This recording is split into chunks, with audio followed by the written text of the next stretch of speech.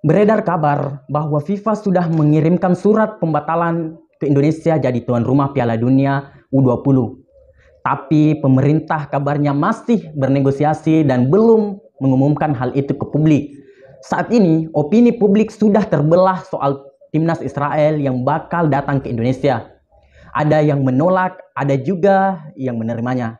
Sebelumnya, sudah ramai penolakan pada timnas Israel yang akan ikut berlaga dalam pertandingan itu. Tidak hanya berasal dari kelompok konservatif, tapi juga dari kelompok nasionalis. Dari kelompok konservatif sudah bisa ditebak, pihak yang menolak adalah ormas keagamaan seperti FPI atau PA212. Untuk ormas keagamaan moderat, Muhammadiyah juga menyuarakan penolakan yang serupa.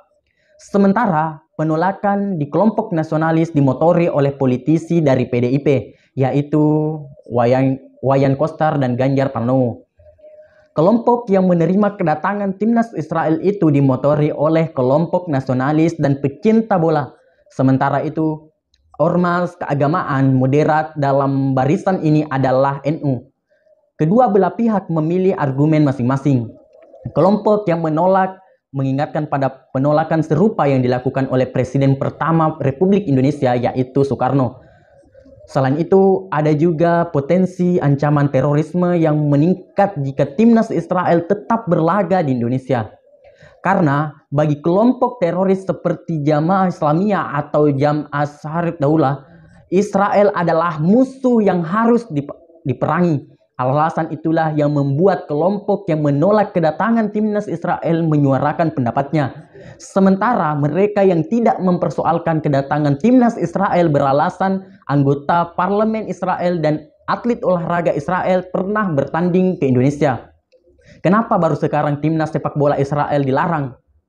Pembatalan Indonesia sebagai tuan rumah itu tentu sangat disayangkan karena perhelatan itu berpotensi mendatangkan devisa bagi negara. Tapi membiarkan timnas Israel bertanding juga berisiko bagi keselamatan banyak orang. Sebenarnya, kalau kita ditempuh jalan tengah, Indonesia tetap bisa menjadi tuan rumah, asalkan timnas Israel tidak ikut bertanding dalam laga itu. Tapi itu juga tidak mungkin terjadi karena dalam tradisi sebelumnya Israel sudah ikut pertandingan Piala Dunia. FIFA memang pernah mencoret nama Rusia dari daftar peserta pertandingan Piala Dunia karena agresinya ke Ukraina. Banyak pihak, terutama PDIP, yang mendorong agar FIFA melakukan hal yang sama pada Israel. Karena Israel juga telah melakukan agresi pada Palestina.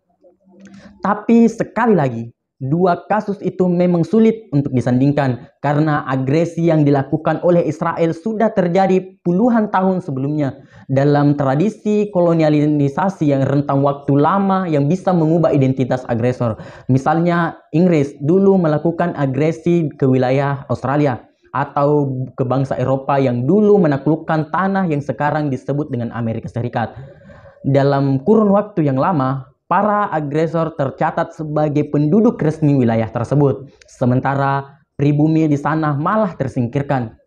Israel mengalami proses penerimaan yang sama oleh masyarakat dunia, meskipun masih ada banyak negara berpenduduk muslim yang tidak mengakui Israel sebagai negara dan tidak membuka hubungan diplomatik dengannya.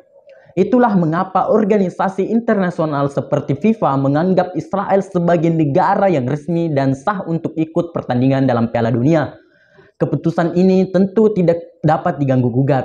Sampai saat ini kabarnya pemerintah masih melakukan lobby agar pertandingan tetap dilakukan dengan berbagai penyesuaian. Semoga apapun yang diputuskan oleh FIFA nantinya bisa menjadi bagian yang terbaik bagi Indonesia. Wallahul muwaffiq ila aqwamit thoriq. Wassalamualaikum warahmatullahi wabarakatuh.